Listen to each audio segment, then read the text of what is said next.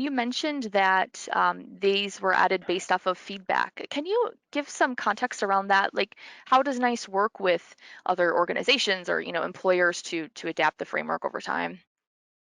Sure. So um, as Leo mentions, the framework itself is fairly new. It was published back in 2017 as a special publication, but before that, it had been around. It was kind of born out of a government interagency group, but but pretty quickly we realized that it wasn't just government that has a cybersecurity workforce; it's industry as well, and academia preparing the people who are not just academia, but training providers as well, preparing the people to fill those roles. So we brought in subject matter experts from academia, industry, and government to start looking at how this needs to be developed. Again, published in 2017, and maybe 2 years ago now, we decided it's time to update it again and figure out how we're going to regularly keep this updated. So what NIST does in all of its publications is through a public comment process. So through subject matter experts, we kind of drafted a revision, put together what we thought was the good next revision and step for this framework.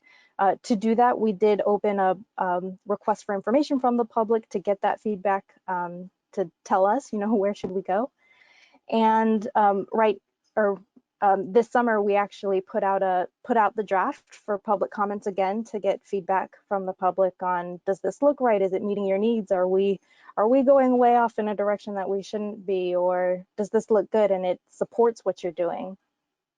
And so after getting that feedback, we kind of finalize and put it back out there. And in another few years, we'll do it all again just to make sure we're keeping it updated.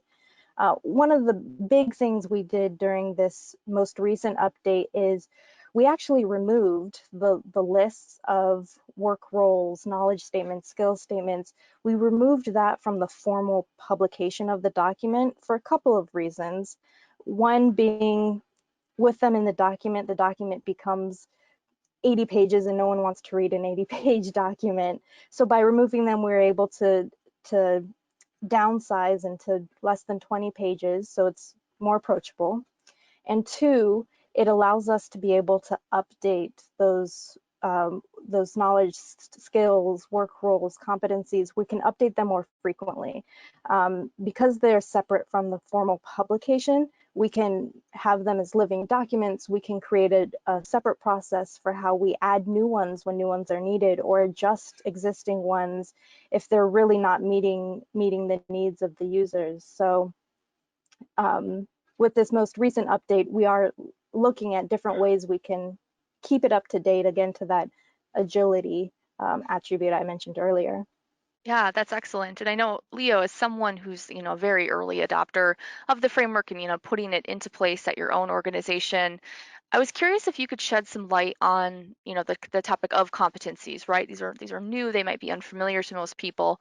And there's actually four groupings. So technical, operational, professional, and leadership. And there's a wide mix, right? Some of those categories might be surprising to people who have been more deeply embedded in the technical side of cybersecurity. So can you shed any light on how those were selected and how you use them at JPMorgan Chase?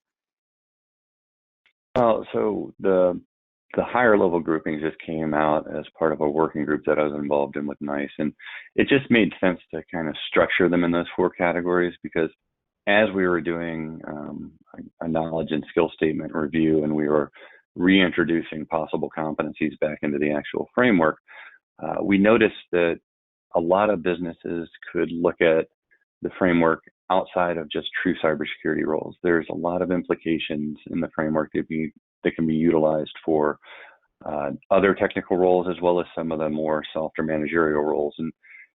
And the work roles that are in the framework also show that. So by showing that there are professional skills, that there are organizational skills that align, it allows you to see other use cases for work. And I think that was really kind of the strength of those higher level groupings, is it kind of simplifies, oh, I'm looking for purely technical things, so I'm going to look here. I'm looking for the softer skills, so I'm going to look under professional.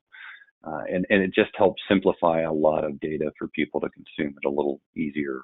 New episodes of Cyberwork are available every Monday at 1 p.m. Central. And don't forget to claim your free month of Infosec skills. Sign up using the code CYBERWORK and you'll get unlimited access to hundreds of courses, hands-on labs, certification practice exams, skills assessments, and more.